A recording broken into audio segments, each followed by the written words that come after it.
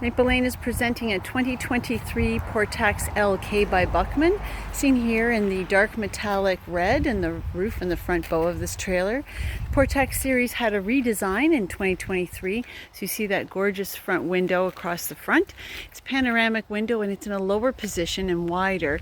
Allows in lots of light but reduces glare from the sunshine and from oncoming traffic lights. A taller tack locker gives you more storage in this model. There's a couple of other features on the inside for you to see, so we'll go inside. We brought this one in with the small Andalusian Decor on the sides, lovely, by Jan Kunster, exclusive artist for Buckman. We have it set up as the 5-foot treaded ramp, Buckman's patented design for the back mat on the ramp. Great grip should you need a step up or you want to open up the entire trailer to be able to move hay, shavings, pallets of feed, your things. You can by swinging that, pulling that pin and creating a door that swings open. We have 3 positions at the rear to be able to make a stall longer or shorter for horses.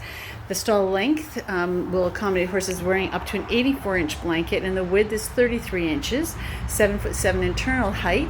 You have a galvanized steel chassis frame and anodized aluminum wall panels built on top, and aluminum plank flooring underneath.